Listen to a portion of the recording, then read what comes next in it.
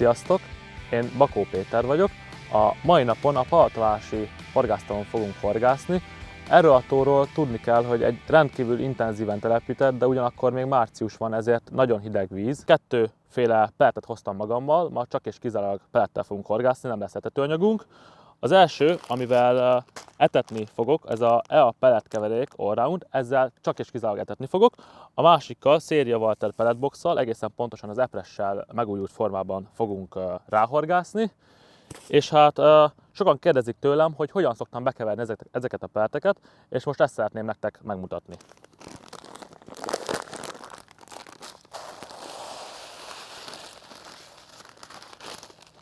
Kiöntöttük az egészet. Semmit nem fogunk hozzárakni, csak és kizárólag tóvizet. Úgy szoktam megvizezni, hogy a víz nagy részét már az első vizezésnél hozzáteszem, és amikor elkeverem az egészet, hogy minden peletszem vizes legyen, és vízszintesre eligazítom, és ha beletúrok, akkor látszik alatta még a víz, de nem lepi el az egészet. Ez szokott lenni az első vizezés, és ezt most megvárom, míg felszívja, esetleg majd 5-10 percenként átkevergetem, és az utolsó 1-2 vizezést, ami már nagyon apró, nagyon kevés vízzel fog történni, azt meg majd a végén ilyen igazításképpen megteszem. Ezzel fogunk etetni, és ez a pelletboxszal fogunk horgászni, amihez jár egy kis, ebben az esetben epres aroma, ezt hozzáöntjük, az egészet, és ebből ezzel a flakonnal még teszünk hozzá 2 ilyen egység vizet.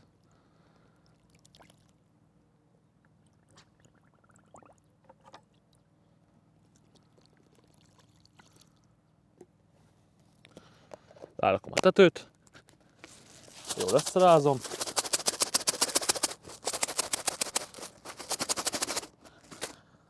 és ezzel fogunk ráhorgászni az etetésünkre. A Palotvárosi horgásztóról tudni kell, hogy egy eléggé iszapos tónak számít, elég sok iszap található a mederfenéken, ezért nálam a legelső lépés még etetés előtt úgy néz ki, hogy megkeresem a legkevésbé iszapos helyet, amit a nálam található legnehezebb kosárral tudok megtenni, azaz jelen esetben 80 g. Ezzel fogok dobni 85-től 95 méterig, körülbelül 3 méterenként egyet, hogy megkeressem, hogy hol a legkevésbé iszapos a víz. Most be is dobom, és meg is mutatom, hogy ezt én hogy csinálom. Az első klipszám 80 méterre van kiakasztva.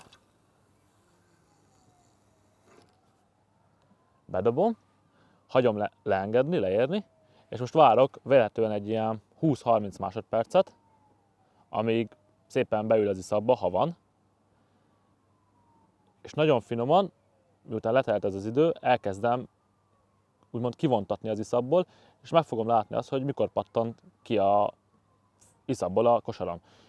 És ennek a kipattanásnak, ahogy húzom a kosarat, most elkezdem húzni,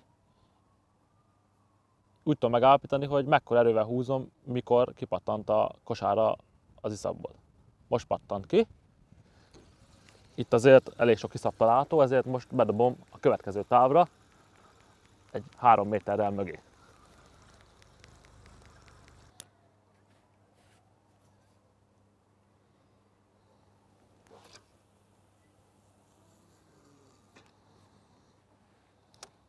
Megint leengedjük, megvárom, hogy besüllyedjen az iszapba. Megint várok egy 15-20 másodpercet, és megint elkezdem kivontatni úgy, ahogy az előbb.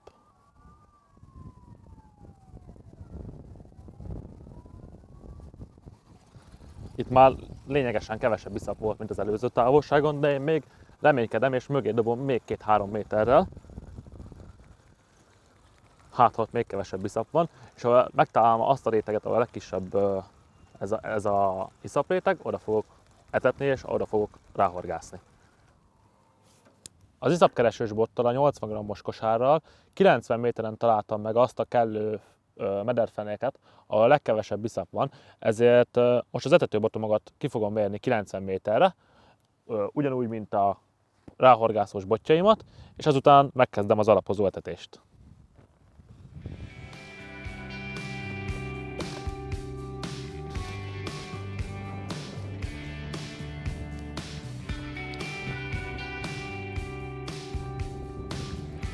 elkezdem kimérni a távolságomat. 5, 10, 15,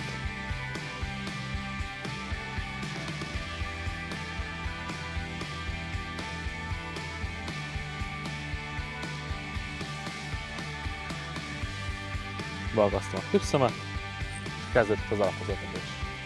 Itt télvíz idején, vagy szinte télvíz idején, tavasszal nem fogok sokat etetni darabszámban, dobásszámban, viszont megpróbálok annál nagyobbakat dobni egy helyre, mondván, hogy az a 4-5 dobásom, amit dobni fogok, az ne menjen 4-5 különböző pontra, hogyha nem is dobok jól, inkább menjen különböző helyekre, de egy nagy, mint sok kicsi össze-vissza. Ezáltal tényleg próbálok törekedni a mennyiségre kevés dobásszámmal. És meg is töltöm a kosaramat, megmutatom, hogy mekkora gombócra gondolok. Körülbelül egy ilyen mandarin méret lesz, mire meggyúrom. Jó, megnyomkodom, hogy egyben érjen le a fenékre, ne essen szét se vízköz se sehol, és majd a fenéken bontsan ki a kosárból a peletünk. És egy ekkorát fogok bedobni oda 90 méterre.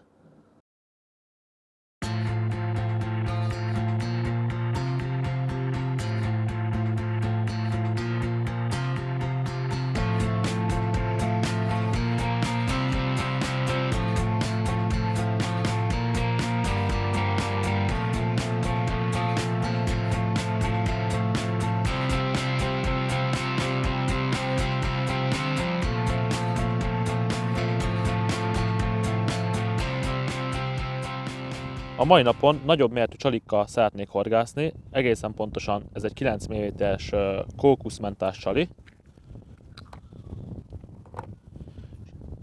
Ezt szúrom egy normál tüskére, normál 7 mm-es tüskére, és mellette van egy 10-es tubertini horog, mivel nagy halakat szeretnénk fogni, azokat a nagy halakat meg kell, hogy tartsa valami.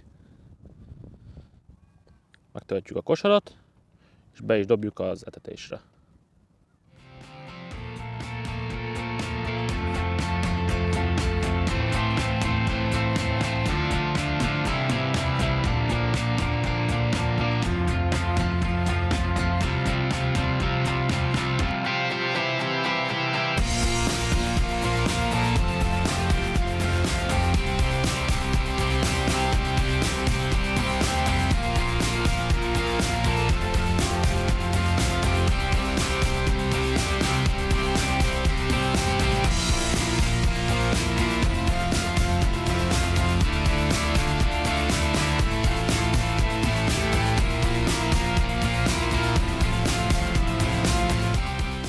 Ebbe a tóban rengeteg ilyen kis termepi pont él, őket próbálom úgymond elkerülni, hogy fogjak nagyobb 8-10 kilós példányokat is, de szemléláthatólag annyira nem egyszerű.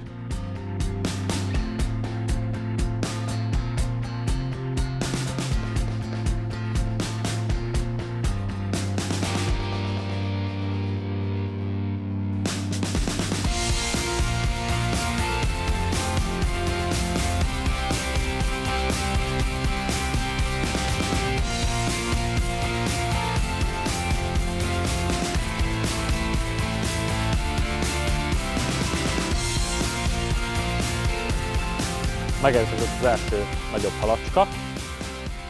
Hál' Istennek nagyobb biztonsággal húzom, köszönhetően annak, hogy a 10 centis előkémet lecseréltem 15 centisre, ezáltal a hal, főleg a nagyobbak, sokkal mélyebbre tudják nyelni, és kevesebb a halvesztésem egy olyan tavon, ahol egyébként nagyon sok szokott lenni.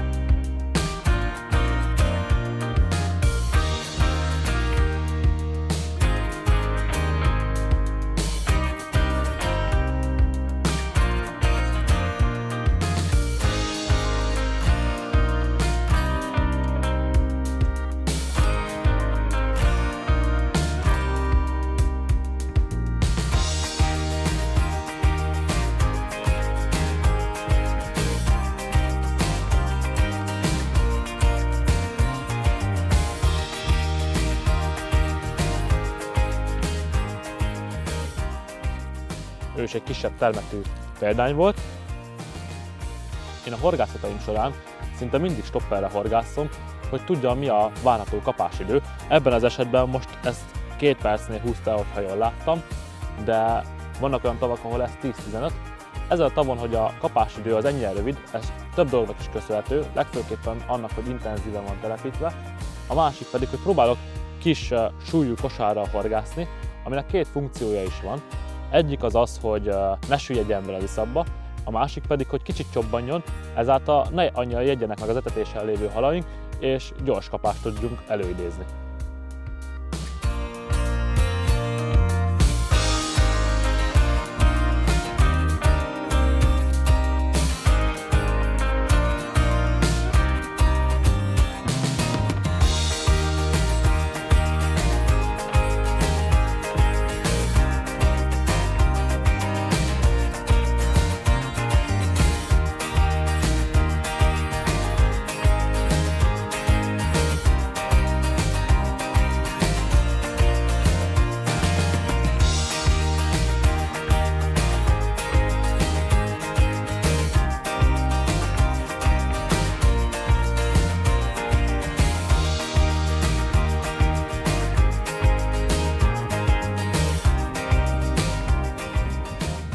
Nem a nap legnagyobb, de talán legkülönlegesebb halával szeretnék elköszönni egy koi ponttyal.